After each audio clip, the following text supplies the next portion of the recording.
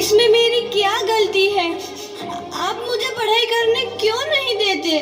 तेरी गलती है कि तू एक लड़की है। लड़का होती तो क्या बापू? लड़का होती तो क्या? ए लड़की, ज्यादा जबान ना चला, नहीं तो जबान हलक से खींचकर बाहर निकाल दूंगा। बापू, मैं पढ़ लिख कर कुछ बनना चाहती हूँ, मेरी पढ़ाई ना रोको बापू। आनंदी, तुझे पढ़ना है तो पढ़, लेकिन सारी उम्र बाप की छाती पर यूं बोझ बनकर ना बैठ। पर बापू, अभी तो मेरी उम्र पढ़ाई लिखाई की है, मुझे पढ़ लिख कर डॉक्टर बनना है। पढ़ाई पढ़ाई पढ़ाई, आज तो तेरी किताबों का काम तमाम करके ही छोड़ूंगा। ये ले। नहीं बापू, मत फोड़ो बापू। मत छोड़ी। नहीं बापू, नहीं। बापू, ये तुमने क्या किया? तुमने मेरी इन किताबों को ही नहीं फाड़ा बापू, मेरी किस्मत फाड़ दी, मेरी किस्मत। ये कॉपी किताबें ना सिर्फ छोरों के हाथ में अच्छी लगती है, लड़कियों के हाथ में तो सिर्फ मेहंदी अच्छी लगती है, मेहंदी। पर बापू, मैं लड़की हूँ तो क्या हुआ? लड़का और लड़की तो हमारी दोनों आंखों के समान होते हैं। चुप कर आनंदी, और यह एहसान मान कि अब तक जिंदा है तू। कहीं बचपन में गला दबा कर मार दिया होता तो यह तेरी बकबक नहीं सुननी पड़ती आज। पर बापू, मुझे चूल्हा जलाना अच्छा ना लगे है। देख छोरी, जितना जल्दी हो तू चूल्हा जलाना सीख ले, उतना ही अच्छा है तेरे लिए। और हाँ, तेरा ब्याह तो होगा, वो भी कल के कल। अबला जीवन है तुम्हारी यही कहानी, आंचल में है दूध और आंखों में है पानी। मुझे माफ कर दे बेटी, तेरे बापू के जिद के आगे मेरी एक न चलेगी। माफ कर दे बेटी, मुझे माफ कर दे। इस प्रकार मात्र 9 वर्ष की छोटी उम्र में आनंदी का विवाह गोपाल राव जोशी से हो गया। बाल विवाह एक सामाजिक कुरीति है और इस कुप्रथा का शिकार होना पड़ा आनंदी को। 5 वर्ष बाद आनंदी 14 साल की हो गई है। उसके घर एक शिशु ने जन्म लिया है। देखते हैं आगे क्या होगा। देखिए ना, इसे क्या हो गया है? इसका माथा तो अंगार की तरह तप रहा है, इसे तो बहुत तेज बुखार है। आप बिना कुछ भी बोलते हैं, दीजिए मुझे। माधव, जल्दी से वैद्य जी को बुला के लाओ। जी, अभी बुला के लाता हूँ। ये तुम क्या कर रही हो आनंदी? भगवान की विभूति लगा रही हूँ। बस करो आनंदी, ये सब अंधविश्वास है। अरे आप यकीन तो कीजिए, भगवान की कृपा से इसका माथा ठंडा हो रहा है और बुखार भी उतर गया है ना बाबू? देखिए, दीजिए मुझे। उठो बाबू, आंखें खोलो, तुम्हें तुम्हारी माँ बुला रही है। आंखें खोलो, देखिए ना इसे क्या हो गया है, आंखें भी नहीं खोल रहा। आंखें खोलो बेटा, आप चुप क्यों है? आंखें खोलो बेटा, आंखें खोलो। आनंदी, हमारा बेटा कभी आंखें नहीं खोलेगा। नहीं, ऐसा नहीं हो सकता। मेरे बेटे को मुझसे कोई नहीं छीन सकता, कोई नहीं छीन सकता। पागल मत बनो आनंदी। माधव,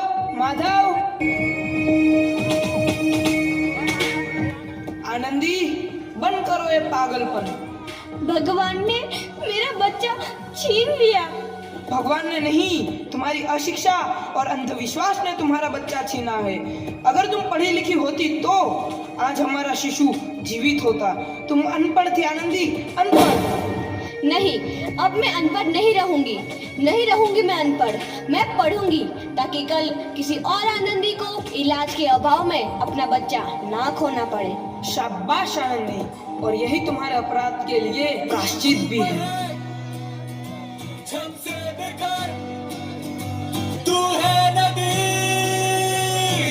आनंदी, तुम्हारी 12वीं का परिणाम आ गया है। तुमने पूरे कॉलेज में प्रथम स्थान अर्जित किया है। आनंदी, तुम्हारी मेहनत रंग लाई है। तुम्हें शिक्षा वृत्ति मिली है। ये लो तुम्हारे अमेरिका जाने की टिकट। मुझे शिक्षा वृत्ति मिल गई, मैं अमेरिका जा रही हूँ। पर ये सब मैं अकेले कैसे कर पाऊंगी? दी, अपने आप को इतना कमजोर क्यों समझ रही हो? फिर इतना पढ़ने लिखने का क्या फायदा?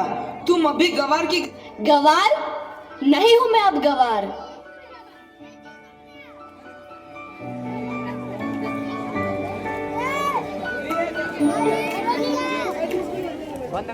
तो इस प्रकार 7 अप्रैल 1883 को आनंदी अमेरिका के पेंसिल्वेनिया के लिए रवाना हुई और 3 साल बाद उन्होंने डॉक्टर ऑफ मेडिसिन की उपाधि प्राप्त कर ली। इधर आनंदी के पिता की तबीयत बहुत खराब है। आगे क्या होता है देखते हैं। लगता है अब मेरे जाने का समय आ चुका है।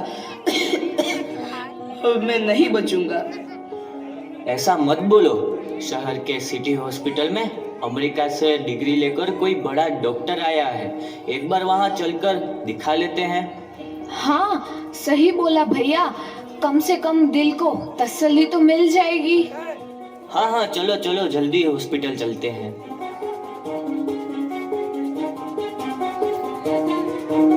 इस मरीज की हालत तो बहुत ही खराब है। कोई चमत्कार है इसे बचा सकता है। ऐसा मत बोलो भाई। डॉक्टर साहब कब तक आ जाएंगे? लो आ गई डॉक्टर मैडम। डॉक्टर मैडम जल्दी देखिए, मरीज की हालत बहुत ही खराब है।